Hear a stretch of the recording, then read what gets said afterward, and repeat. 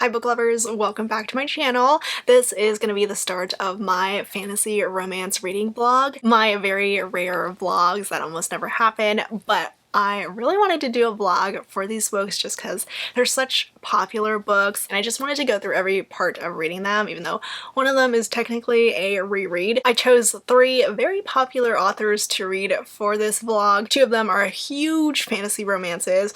The other one is fairly new, but I feel like it's still doing pretty well, especially for an indie fantasy romance. So first up, I am doing my reread of Fourth Wing by Rebecca Yarros. This time I'm reading it through the audiobook because the first time that I read the paperback arc that I had. So I do have 2 copies of Fourth Wing. I mean, there's a million and one editions of this book now after how big it blew up, but I just have the hardcover with the sprayed edges and the art copy, at least for now, but I'm just looking at the hardcover right now. I never really paid attention to it outside of the sprayed edges, but look at this beautiful map on the end papers. And then the second book that I want to read, the second fantasy romance that I want to get to, is The Crown of Oaths and Curses by Bree. This one is the indie fantasy romance. I mean, the third one used to be an indie, but it just got picked up by a publisher. But I do love Bree so much after being obsessed with her Bonds That Tie series last year. It's gonna be MF, it's not gonna be Reverse Harem or Why Choose like the Bonds That Tie,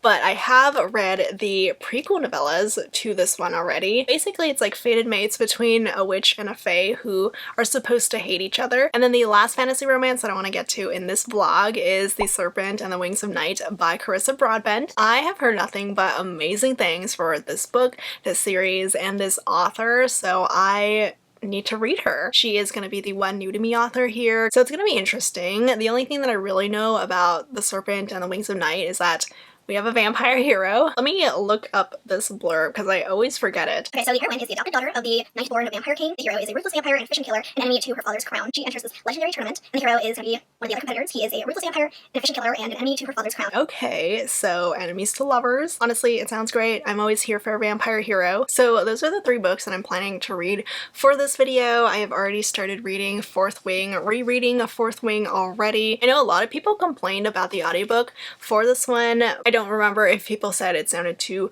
nasally or it sounded like the narrator was sick while she was narrating, but it sounds okay so far at least. I am on chapter 4. I'm 10% into this book, about 2 hours in, and it has been interesting doing a reread of this. I am listening to it though on a very slow speed, 2.25, because I always struggle a lot with listening to fantasy audiobooks. I prefer not to listen to them in audio, but I at least can do rereads of them through audio because I already know, all the names and what's going on, so I don't get too confused. Otherwise, if it's my first time reading it and I'm listening to the audio, things just go over my head. Oh, I forgot to mention, there will most likely be spoilers throughout this entire vlog just because I know I'm gonna have to talk about a lot of stuff going on in these books. I am most definitely gonna talk about spoilers for Fourth Wing because I've already read this one. The first time that I read this, I gave it 4 stars. I didn't love it as much as everyone else did, but I also didn't hate it. I did really enjoy it, but it didn't blow my mind. It was still really good, a really solid fantasy romance. I have read better from Rebecca Yarros. I love her contemporary romances, but for like a first fantasy romance from her, it was fantastic. I just finished listening to Violet going through the parapet, and I forgot that I still don't really know what the heck a parapet is. I mean, I looked it up the first time I read it. It said something like it was a platform, but I don't know. Is it also a bridge? I'm just imagining this bridge across a mountain. Actually, let me just look up if anyone has done any fan art of this scene. I'm sure people have. Oh my gosh, okay, so I searched up parapet. I didn't click search yet, but one of the first options, like the autofill stuff, is parapet Fourth Wing. So clearly people are trying to look up what the hell a parapet is. Okay, so the definition of a parapet is a low protective wall along the edge of a roof, bridge, or balcony. So is it a bridge? Or is it just part of a bridge? Okay, I don't know how clearly you can see this photo, but I guess this is kind of what I was imagining, but why call it a parapet? I also forgot how freaking annoying Jack was and what a little bitch he is. I'm also giving a giant bombastic side eye to Dane because we all know what happened at the end of Fourth Wing with him. Xaden has shown up once here. I will admit, I am not in love with Xaden. I just thought he felt like a cliched bad boy type of hero, so he didn't make too much of an impression on me the first time that I read it, but who knows, maybe I'll change my mind during this reread. I'm also going to try to pay attention to all the possible snippets of the political stuff going on, because if you've read Fourth Wing, then you know this book is about a lot more than just a college for dragon writers. So I'm curious to see what kind of snippets Rebecca Yarros has planted throughout the book that we just never really noticed until we got to the end. But that's all the updates that I have for my reread of Fourth Wing right now. I'll check back in when I'm further through the audiobook. Alright, so checking in for Fourth Wing, I am actually a little bit over halfway through the book. I'm on chapter 23. I just got through the hilarious scene where Xaden and Violet both feel what Sigale and Tairn are feeling. But okay, let me just back up, because if you haven't read the book, then you probably don't know who the heck those two names are. But I did get to reread one of my absolute favorite scenes of this book, which is the threshing scene. I love the threshing part so much. Honestly, I love any parts that have dragons, but threshing was just so epic and cool. I don't know, it was just so much fun to read and reread again. And I remember it was really fun trying to see which dragon Violet would bond with. So in this world, in this college, the writers quadrant, which is where Violet is, they are the ones that bond with dragons. They become dragon writers, and they have to go through this whole process called threshing in order to be chosen. Some people get chosen, some people do not.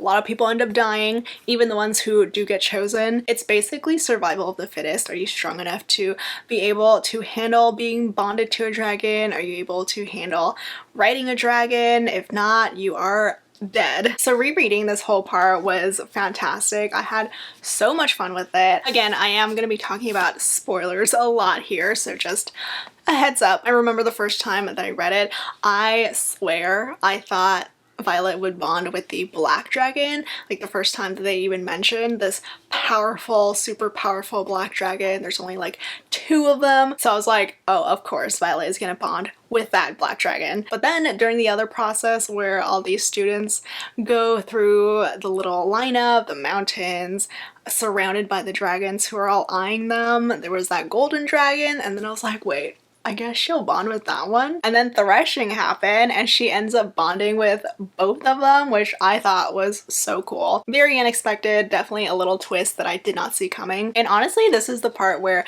the book really started to get good for me, because I love these dragons so much. I love the banter between Violet, Tairn, and Andarna. And then we do have the mate bond between Tairn and Sigale, who is Xaden's dragon. So that adds like another layer to this whole complicated mess. I do love the idea of a mated pair though. I've never read a book, like I read a romance where the mated pair is not the main character, so this is an interesting change. I do appreciate the gradual changes in the romance development between Xaden and Violet. I'm just not really sold on it, even on this second round. I'm not gonna lie, I feel more chemistry between Tairn and Sigale than between Violet and Xaden. The dragons are great. If I could read a book where Tairn and Sigale are the main characters, I would eat that shit up. Also, I have been trying to pay a little bit more attention to all the things that are happening in the background, especially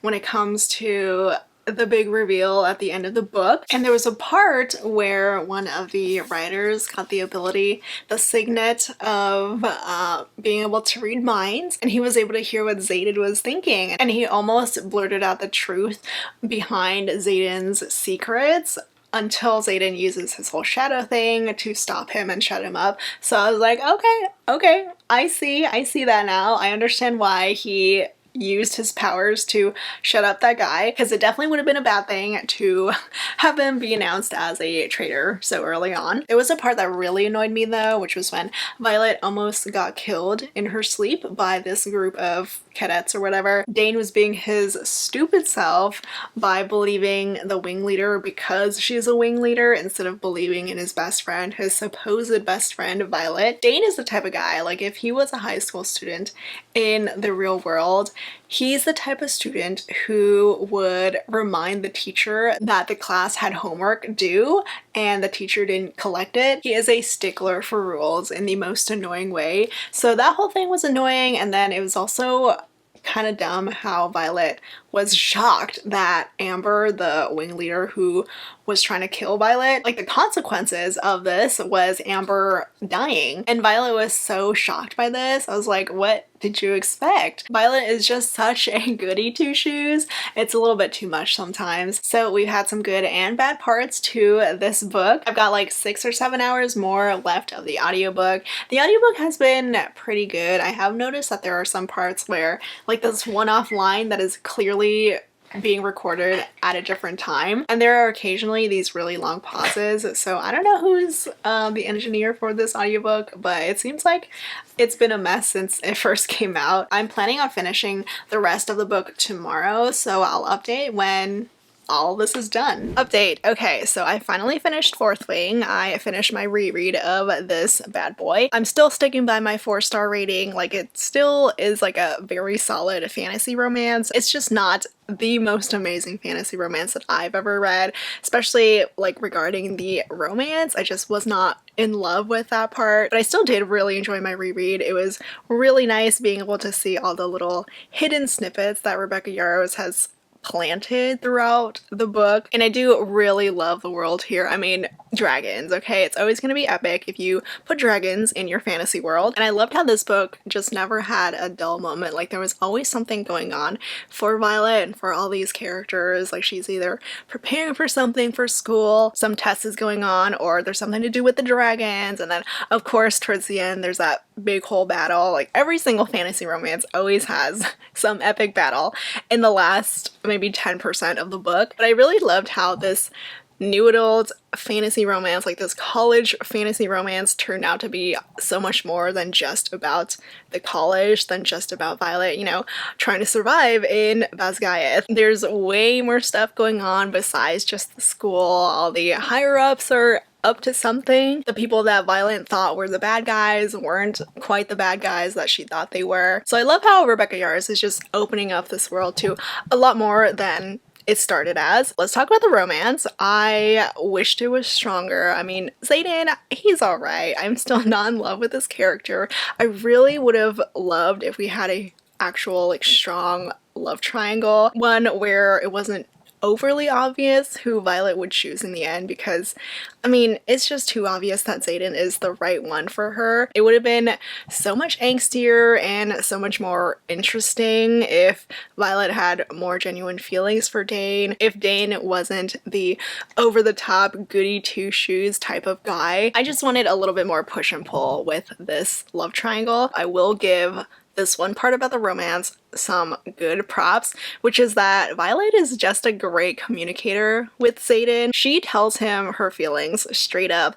There's no BS, there's no like angst or anything, no sort of miscommunication. She just is super honest with him, and that's a really refreshing thing to read. I am curious though if people still think that this feels too young adult, because personally for me it didn't really feel that YA to me. I mean, minus the whole steamy scenes, which are very new adult. I personally didn't have an issue with this reading too young, but if it did read too young for you, I want to know why. Is it because there's not enough romance? Is it because it feels more coming of age? Because it's like, what's the difference between this and like a contemporary new adult college romance, you know? It's just that this happens to have dragons and a lot more possible death. And then for some spoilery talk, the part where Violet kills Jack. So up until this point, I was actually really liking Violet, or at least I was liking her for the most part. She is, you know, a little naive, a little idealistic.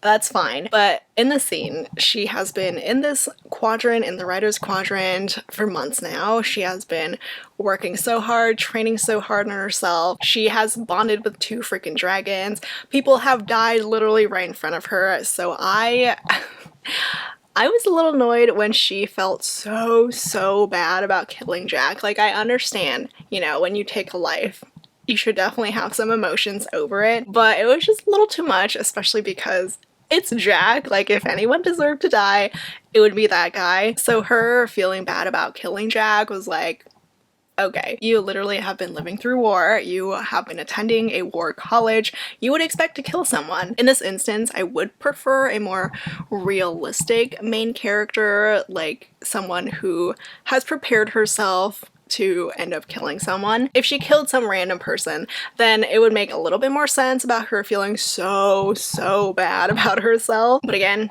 it was Jack. She honestly did not need to feel that torn up over it. And then let's see, Violet's signet. Yes. So I was a little confused about her lightning signet. It sounds like she has some super powerful signet, like something even more powerful than her mom's, but her mom has a storm signet and I'm just like, don't storms include lightning? Or is it just rain and clouds?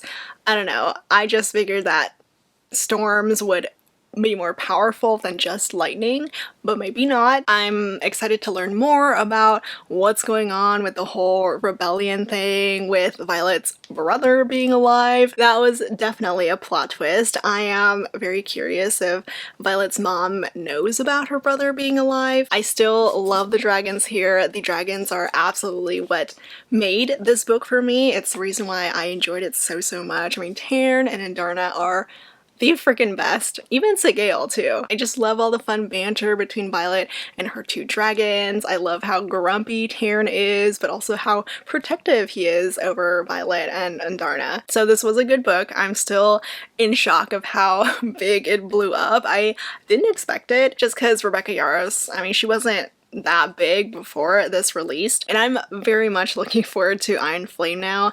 I pre-ordered the Waterstones exclusive edition, which sold out really quick, so I'm excited to get that. I am a little sad though that we won't have the stenciled edges for book 2, just to match nicely with book 1. They're just gonna be plain black sprayed edges. Also, the little chapter of Xaden's point of view at the very end, I'm hoping we get more of his point of view in book 2. I mean, honestly, I would love some more Teddy Hamilton chapters for the audiobook. I feel like we have a good chance of getting some more chapters in his point of view instead of just, you know, at the very end. But yeah, those are my thoughts on my reread of Fourth Wing.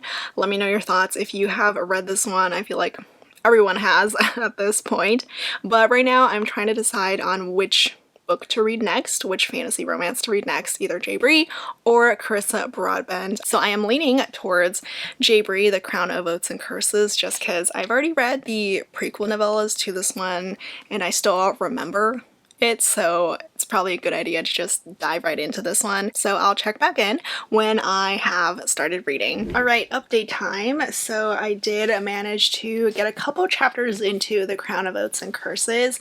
It is a pretty thick book. It's like 650 pages long, so it might take me a while to get into it, especially since the beginning has been pretty slow. I mean, even though I read the novellas, the prequel novellas, which is The Scepter, the first prequel novella, and then The Sword, which is the second, even though I already have like a sense of the world here, it's still a bit complicated and I'm still trying to wrap my head around everything going on. But I am like this much into the book on chapter 12, 190 pages into it. It has been okay so far. Also, here is the map of this world that has been very helpful with trying to figure out where everything is, because there's just so much here. There's so much world building, so much info dumping. It's a bit too much, honestly. If you go into this without having read the novellas, the prequels, you will 100% be lost. But for those who haven't read this yet or want a breakdown of what this world is about, from my understanding, we have the Seelie and the Unseelie. The main characters are both from the Unseelie kingdom. The hero, Soren, he's actually the prince of the southern lands of the Unseelie kingdom. He is the heir, but currently his evil uncle is ruling. Rook is one of the last two people of her coven. Her entire family, her entire coven, except for her and her brother, were murdered. And if you've read the novellas, then you know that Rook and Soren are fated mates, but they are enemies. Their species are enemies. And the reason why the Fae hate witches is like a whole thing. It was actually super complicated. I was trying to figure out what the heck was going on between all these different races. Essentially, the witches have had some terrible PR, so everyone hates them now. And as soon as Soren meets his mate and finds out that she's a witch, he is furious. He absolutely hates the fact that he's made it to a witch. He does not want this. He is pretty freaking awful to Rook during their first meeting, unfortunately. And what does Soren do with Rook? He throws her into his castle's dungeon. So that's where we're at right now. It's been nothing but Soren and his people hating Rook. I've heard the romance is extremely slow burn, and I can definitely see it because there is no love lost between Rook and Soren right now. I am hoping things are going to pick up pretty soon because I'm getting a little tired of reading all about the lands and the politics and things going on between all the kingdoms.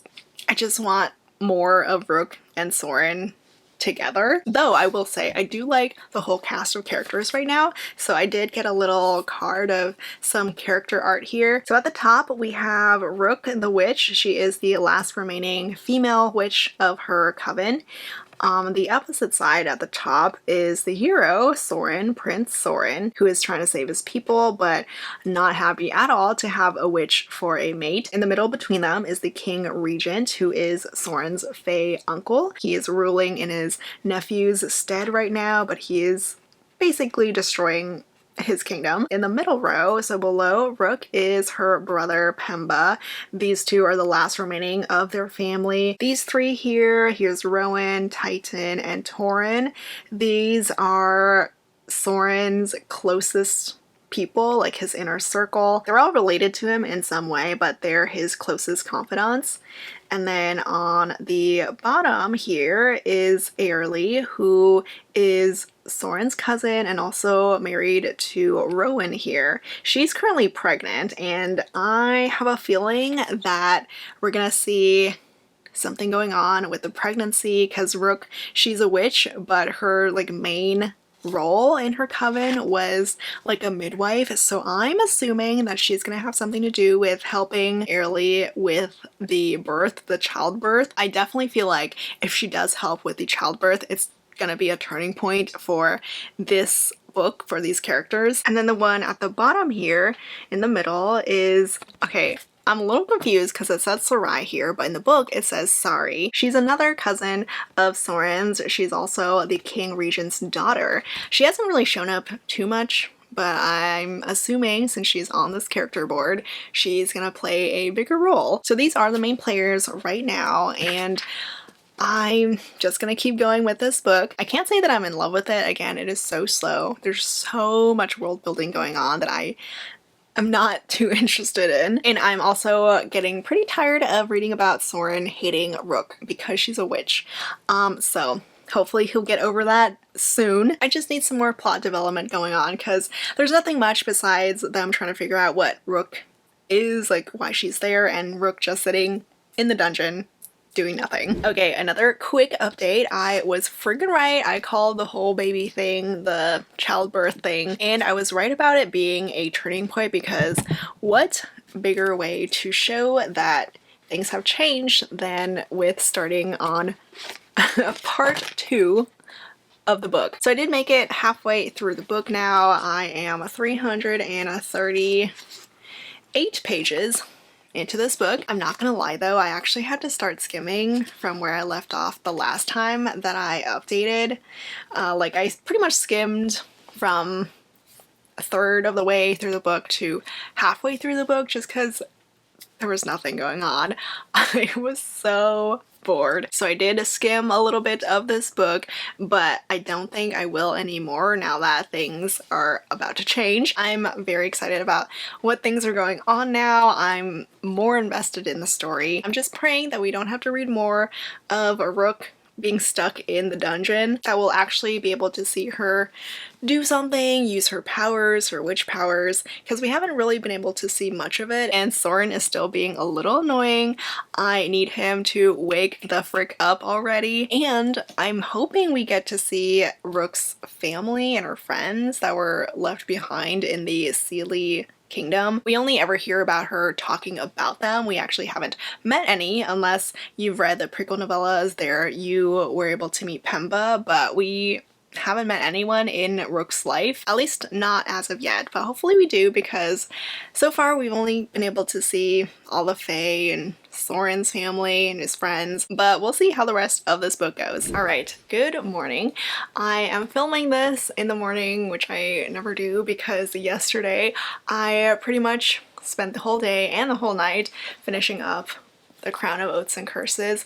I literally inhaled part 2. I could not stop reading. It was so much better than part 1, like so much better. Part 2 was what I was hoping for when I went into this book. So if anyone is starting this one and is struggling with part 1, how slow it is and how not much is happening, just stick through it to get to part 2, and that's when things start picking up. That's when the plot starts moving. That's when things get interesting. I enjoyed it so much. I think I'm gonna have to give it like 4 stars. It definitely would have been a 3 if things had not gotten better after part 1, but it's mostly 4 stars for the interesting world, the cast of characters, even though we don't know everyone yet. We still only know Soren's side of friends. We still have not met any of Rook's. The 4 stars is also for the movement of the plot of Soren and all his Fae people slowly finding out the truth about Rook and that she's not the evil witch that everyone thinks she is. I also loved the growing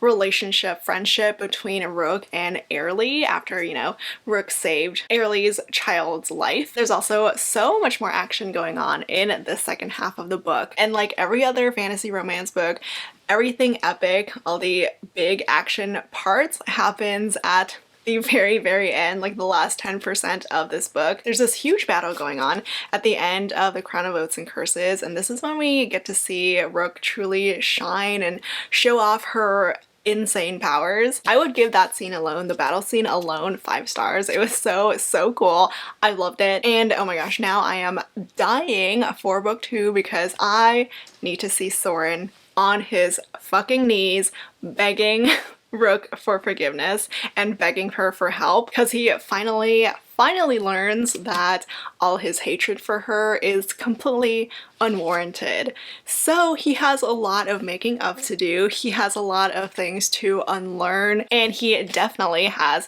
a lot of groveling to do for Rook. I honestly don't even know how he's gonna be able to earn her forgiveness, much less her love, because again, it is extremely slow burn. There is barely any romance that actually develops in this first book. Like, I know it's enemies to lovers, but this first book is just entirely the enemies part. I do believe it's going to be a trilogy, so this romance is gonna slowly develop in the next 2 books, hopefully. I do trust in Bree to be able to give us that epic romance, the one that will make me fall in love with Soren and fall in love with the love between them. But yeah, this was a solid 4 stars for me. I really enjoyed it, especially part 2, the second half of this book. There's still so much to happen though, so much more to come. I do recommend it. I would, however, maybe wait until the whole series is out if you can't stand cliffhangers, because again, this thing, the romance here, is so slow. It literally moves at a glacial pace,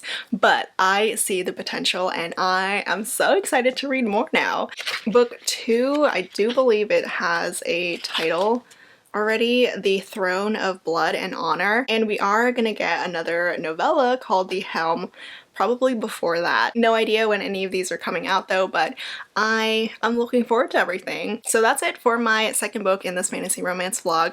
I am gonna start on Carissa Broadbent next, The Serpent and the Wings of Night. Before I do that though, I did want to give a shout out to Yulaveri for sending me this stunning kimono that I am wearing right now, that I have been wearing every morning. As soon as I get up, I put on this super comfy robe. It is so sleek, so soft and delicate. delicate. It's so lightweight and breathable, perfect for summer. I mean, it's hot where I am, but I still am able to wear this in the mornings. So the robe that I'm wearing right now is called the Garden Crane Blue Kimono robe. As you can see, there's this gorgeous artwork on it, the little details of the garden cranes. The robes from Ulibarri come in so many gorgeous colors, and I love the color of this blue one. So be sure to check out Ulibarri on their website. You can use my discount code BOOK23 for 20% off your order. Thanks again to Ulibarri for sending me this gorgeous kimono robe, and back to the rest of this video. Hi everyone, I am checking back in because I have made progress on The Serpent and the Wings of Night by Carissa Broadbent. I am about a third of the way through. I'm reading the ebook because I don't own like the hardcover or anything, and I just can't do fantasy audios unless I've read the book first. So I am reading the ebook and it's been great so far.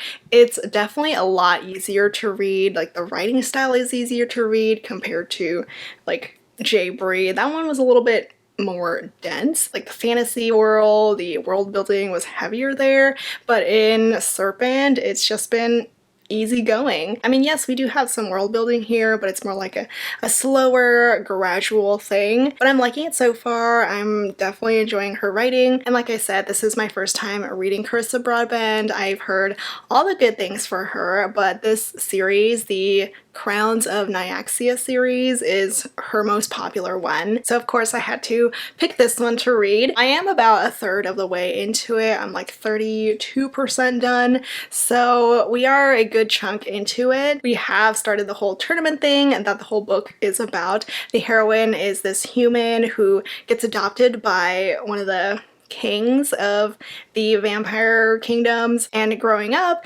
in the world of vampires, she is very vulnerable as a human. So thanks to her adopted father, Araya has grown into someone who can defend herself. And then the whole tournament part comes in, because if you are a winner, like if you defeat everyone, you kill everyone, and you're the last one standing, you get one gift from the goddess, and Araya wants to be like her father. She wants to be his second in command and not be a vulnerable human anymore. So that's her main purpose right now, her main goal. Araya is a very tough and resilient kind of character, though she does have some sass in her, especially when it comes to the hero, Rain. Rain is another contestant in the tournament, but so far in this book, they have teamed up to become allies along with Rain's best friend. I think her name is pronounced Mish, but she is a very adorable character. There's just a lot of banter going on between Araya and Rain so far. Not much romance, but I do see its potential. I'm not entirely sure, but I think their romance is 2 books. So we have this one and then their sequel. So we'll see how the romance develops in this first book. Also, I thought it was super interesting how the vampires in this world are unique vampires. They have wings. Rain has wings. He has feathered wings, though some other part of the world, some of the vampires have bat-like wings, like leathery type wings. So that's been different and interesting. A lot of them also have some sort of magic power as well. Araya also seems to have some sort of magic in her too, even though she's human, but I'm sure we'll see a lot more of her be more powerful. So it's been good. I'm really liking it. I can definitely see why so many people love Carissa Broadbent and they love this series. I'm happy I'm finally reading it now, and I'm really excited to read more of it. So I will check back in when something new happens, or maybe I've even finished the book. Okay, so I am checking in because I am almost done with The Serpent and the Wings of Night. I have like 10% left of this ebook. I'm almost done. It is literally the night before their final trial, so obviously they have to bone. Like literally, Araya and Rain have not done anything sexually until this point, and we are almost done with the book, so it's been very slow burn. I mean, there has been some good chemistry between them and you can tell how much they want each other, but since it's their final night and they both know that someone is gonna die the next day during their final trial, because there can only be one winner, they end up falling into bed together. I will say I am still not entirely sure I completely grasp this world. There are 3 kingdoms. Rain is from one, Araya is from the ruling one since her father is the king, and there's some random 3rd kingdom as well. And that's about all I know, just because we don't really learn too much about what's going on politically, except that Vincent, Araya's father, is going to war against Rain's people. Honestly, Rain and Araya don't really talk too much about deep stuff. I mean, they have one or two deep conversations, but it's mostly just, you know, fun banter between them. This doesn't really help me get to know Rain's character either. Like, I still don't really know too much about him. So hopefully that'll change before the end of this book, because he is a very interesting hero. I like that he's a bit of a jokester. He very clearly cares about his best friend Mish, who, thank God, did not die in this tournament. I really thought she was gonna die, but no, she did not. And I do like how it's been pretty clear how hard he is falling for Araya. Like, every time he looks at her, he's just in awe of her. So they have their final night together, and it does get very hot. I was hoping we'd get more steam earlier, but whatever. A reason why I wanted to check in, though, was because I wanted to share some predictions, see what could possibly happen in the next 10% of this book. So first off, obviously, Araya and Rain are not gonna die. They have their own sequel, so they are gonna live by the end of this book. So now comes the complicated part with the whole tournament, like who is actually gonna win this thing? Because if one of them wins, that means the other one dies. And since neither of them can die, I don't know how this could possibly end. Like, maybe they're the last one standing and then they just put down their swords and refuse to fight each other. Can they both be winners? Is that possible?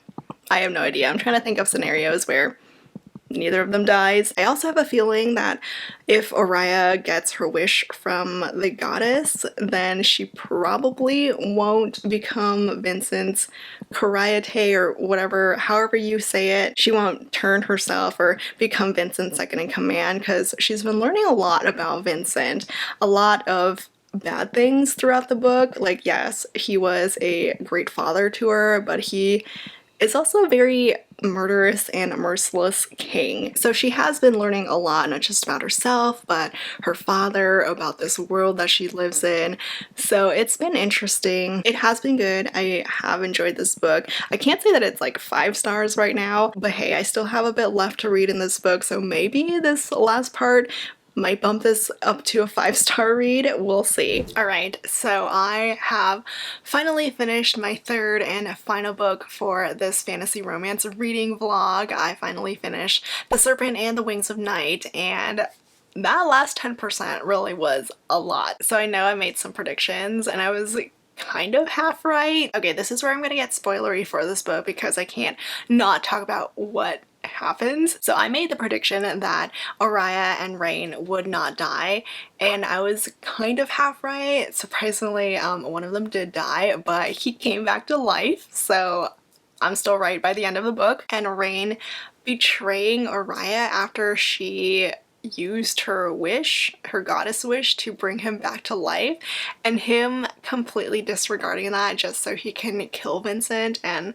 become the new king. That was messed up. I was not surprised though by Vincent dying, because it literally talked about his death in the beginning of the book. It said something about Araya, this little human, being his ruin. So him dying, not a surprise at all, but I was surprised that Rain was the one who killed him. Araya's reaction to this was a little underwhelming, I will say. I mean, I know she's in shock. Her father just died. Her lover literally killed him, but she doesn't react too much. She's more reacting to Vincent dying and not so much Rain killing Vincent. I wanted some more angst and heartache and emotions during this part, but all she really does is just say, "I hate you" to Rain, which is not that interesting. What was a big twist though was Rain being the Orishan heir and then Araya being Vincent's heir. I really did not expect Araya to be Vincent's biological daughter, so that threw me by surprise. And the big thing at the end is that Araya and Rain get married. Rain forces her into a marriage she doesn't want to save her life, but I don't really know if I like this whole marriage thing. I mean, normally I'm all for it. I love a good marriage of convenience, a good forced marriage, but I guess it just happened like so fast. Rain was like, "I'm gonna marry you to save your life. Let me bring in the minister, let's say your vows," and it's done. It happened like in a blink, so it wasn't really that impactful. And also Araya was just completely blank through it all. So that marriage part I feel like could have been a lot stronger. It definitely could have been like an oh shit moment, but it was okay. So the whole romance itself between Rain and Araya, it was good, but I didn't fully love it. I think my main problem was just that Rain's character was not that fleshed out. I mean, yes, I know his whole identity thing, like the reveal had to be a secret until the very end for all the twists and stuff, but he was a very interesting character that I feel like we didn't learn enough of until the very end. I am curious if we're getting his point of view in the next book, in their sequel though. I hope we do. I would have loved seeing his point of view in this first book. Araya was a great heroine though. I did really enjoy her character. I loved how she was both strong and vulnerable. She goes through a whole transformation and I really liked her character development. So this book I am sticking with my 4-star rating. The stuff that happened, the reveals at the end, did not quite bump this up to a 5-star read, but it was still a solid fantasy romance. I don't know if I'll be getting to book 2 anytime soon though. I think I've heard people say that they like book 1 more than book 2, so that also doesn't really have me that excited to pick up the sequel, but I will eventually. I will say, if you love action in your fantasy romances, then you will definitely enjoy Serpent and the Wings of Night. There's a ton of action throughout the book, not just, you know, in the tournament, the trials, but Rain and Araya battling vampires to save the humans, them becoming allies and learning to train together. And if you love slow burn as well, this is going to be a good one for you. It is pretty light on the steam. There's literally just that one night before their final trial and that's it. But hey, that's more than what we got from the Bree book. And as for this Carissa Broadbent series, I don't remember how many books there are gonna be. I know it's just the first 2 for Araya and Rain. I'm assuming there's going to be another couple for the rest of the series, maybe 5 books in total. So yeah, this was another 4-star fantasy romance for me. Every single book that I've read for this vlog was a solid 4 stars. I didn't love them as much as I wanted to. I mean, obviously Fourth Wing is super hyped. The Serpent and the Wings of Night, insanely hyped as well. It got picked up by a publisher and everything, but they weren't the 5-star reads that everyone was raving about, right? So I'm curious if you read any of these books. What are your ratings for it? Like if I had to rank the 3 of them, I don't know because they're all so even. I might put The Crown of Oaths and Curses at the top just for the second half. Like the first half of the book would be at the bottom of all 3 of these books, but just because I love the second half so much, I'm gonna put it in first place. And then for second place, oh man, I might have to give it to Fourth Wing, but only because of how much I love the dragons. And then third place, The Serpent and the Wings of Night. Not that, you know, it's terrible or anything, but if I had to rank them like that, I would put Bree, Rebecca Yarros, and then Carissa Broadbent. In terms of steam though, Fourth Wing is at the top, surprisingly, and then there's The Serpent and the Wings of Night, and then The Crown of Oaths and Curses, because there was nothing in there. But again, let me know how you rate these books, how much you like them or didn't like them. I am curious to hear your thoughts. I hope you enjoyed this fantasy romance reading vlog from me. As always, links to everything will be down in the description below. Thank you so much for watching, and I'll see you all next time. Bye!